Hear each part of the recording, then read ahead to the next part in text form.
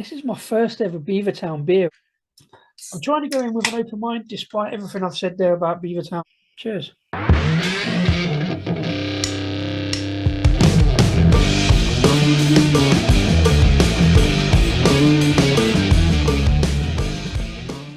Yes, Rascal and Disco beer review with me, Disco, coming at you with another beer video from in front of the cans and bottles here on the bar. I'm still beavering away at calling at Disco Arms. This video is the next in a series of beers I said I'd never do, or rather, in this case, breweries I said I'd never do. It is Toast Ale and Beavertown collaboration, 4.5% hoppy porter, simply called Burnt. Now, just to be clear, it's not Toast Ale that I'd said I'd never do. It is, in fact, Beavertown. And of course, as with a lot of my recent videos, comes with a little story attached as to why that is. And as to why, this is my first ever Beavertown beer as far as I know. There is an outside chance that maybe one or two of the pubs I've drunk in the last 10 years that I might have been bought or maybe had a pint of Gamma Ray or neck oil, but it's very, very unlikely. I'll tell you for why. Way back in the day when I first started noticing craft breweries, being that I come from a very traditional, not even that traditional craft real ale background, I just wasn't really into craft beers in the early days, 2013, 2014.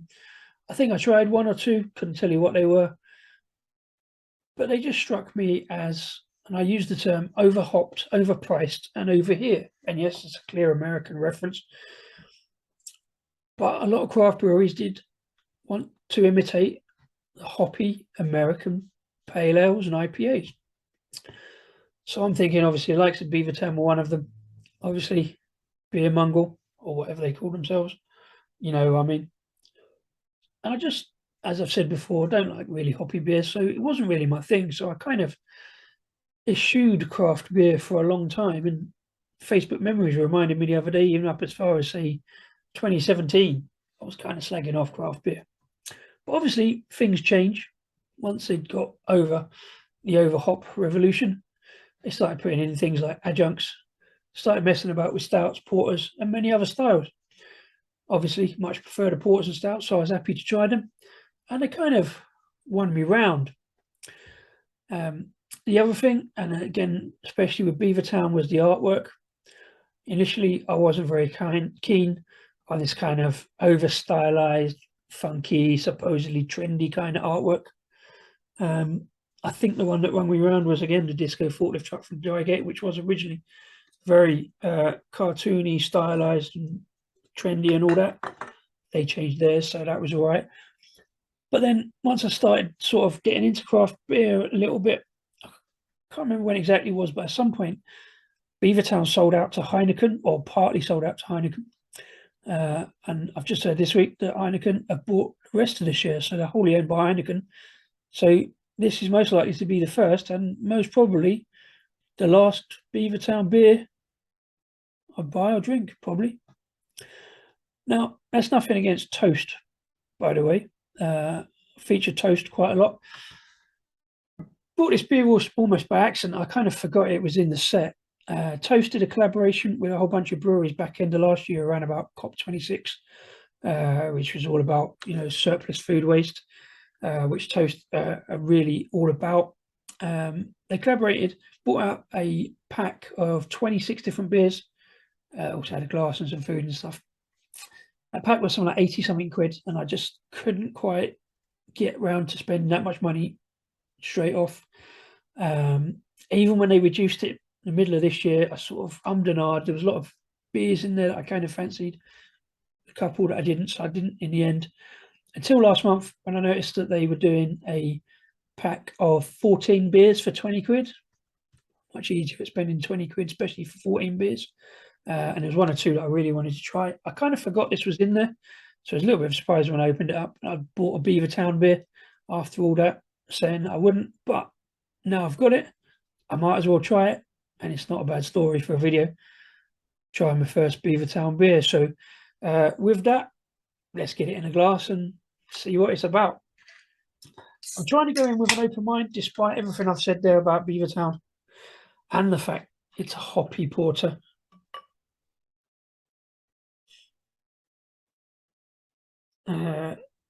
A lot of them in beers in this pack, because they were produced last year, are close or past their best before date. And as we know, best before date's a nominal at best, generally a guide. But this one was best before date in June, so it's not too far. And as we can see, it's still nicely carbonated. Oh, there's a big waft of malt, I think, there. Let's get that straight away. Yeah, there's a slightly hoppy aroma, but it's more slightly orange. It's kind of like orange, kind of orange zest kind of notes on the aroma.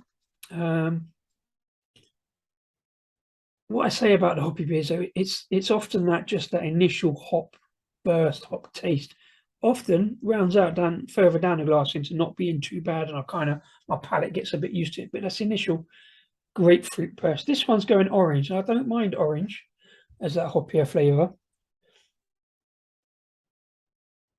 Well, let's try it. For the first, as far as I remember, certainly the first one I know to have bought, my first Beavertown beer. Cheers.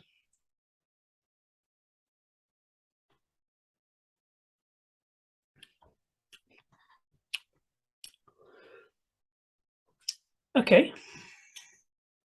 Yeah, definitely orange. There's no grapefruity hoppy notes. Oh, maybe a little bit on the back end, but really muted, really balanced behind.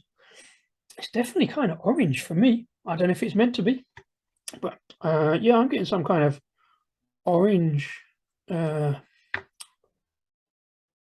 sweet orange actually. Almost, yeah, like I say, orange kind of oily kind of orange, rather than particularly fresh or biting or like fleshy blood orange or whatever. But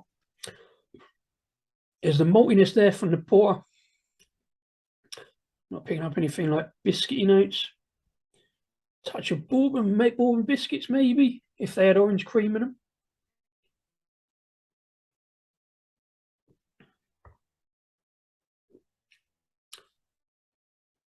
Another thing that's come around a lot recently is black IPAs, and it's kind of on the verge of that, but I always find black IPAs far too hoppy. That probably because of the length of time it's been left. It's not massively hoppy. There's no big hop burst, so for me it's quite palatable. And I'm kind of shocked. It is hard for me to say that, but I gotta be straight up with that. That's what it is. I did a beer the other day that was kind of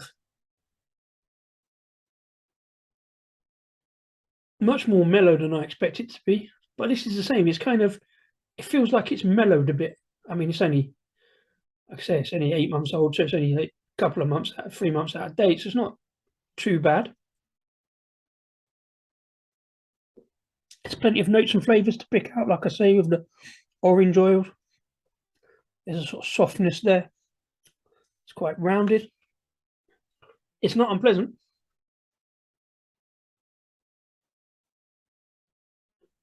It's not going to make me go out and buy neck oil or gamma ray to find out what I missed, to be fair. But because it's a toast collab, I had to try it. Wanted to try it now that I got it. And yeah, it's not too bad. It's not the best porter, but it's not bad. It kind of doesn't sit on porters for me. It's kind of somewhere between a porter and a black IPA without the hoppiness.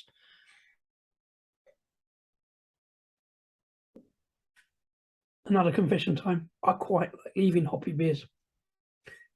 I've got a couple in the stash that I'm trying to see just how that hop flavour mellows out, rounds out, becomes less harsh and abrasive on initial, especially that grapefruit. That gives me an idea that may be a good idea, because there isn't that much hoppiness for me now. It's a beer I can finish. It's a beer I will go back for and have another look. Yeah, it's not too bad actually, and I'm surprised that I'm saying that. But like I say, as we found out, Beavertown now have been bought out by Heineken. And yes, I'm that much of a beer snob that I don't, if I can help it, touch Heineken products. So it's my first and last Beavertown. Still raising a toast to toast for getting breweries together and getting the food waste message out. I think that's the main thing. That's the main importance of these beers. I've got one or two other beers in that toast selection box to try. It's been quite an interesting one. What do you think? Let me know. Have you seen any of the toast beers, and what do you think about the whole Beavertown thing? Do let me know in the comments. Please like and subscribe. And until the next beer, cheers and enjoy the beers.